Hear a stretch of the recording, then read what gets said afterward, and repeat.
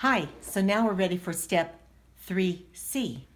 And the reason it's still step 3 is because we're still on this third column. So there's 10 minutes, but it's step C because it's way at the bottom where we're going to be using our consonant teams with our vowels. And we're going to put the consonant teams before the vowel and after the vowel. So you would just write that in your lesson plan under step 3, which ones you're on, and this is what it looks like. So we're going to line up our vowels. We're going to remind the student a, e, I, a. Then if you go into your Black Line Masters, there's a page that tells you what those consonant teams are. So it's page 6 in your Black Line Master. So we're going to, and second language learners really struggle with this, so this is really helpful and they love it. So we're going to first use SL before all of our vowels. So here we go. And we're going to blend it.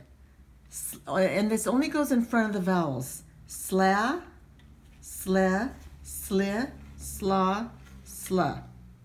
Okay? And then have your student do it. Then we're going to do SC, which is sk, ska, ska, ski, ska, ska, and have your student do it. The last one I'm going to show you here is SM, sma, sme, smith, sma, and sma. So your students might be thinking of words with these sounds, and that's great. Just be sure they're maintaining the short vowel sound. And then also on your page 6, we have some ending sounds, which would be, let's try SK. These actually become welded sounds because the vowel is pronounced with the ending. So it's ask, esk, isk, osk, usk. And then another one we can do is SH. Ash, esh, ish, osh, ush.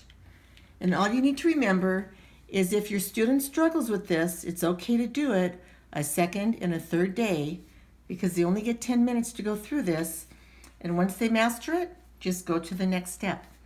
And that's the end of step 3C.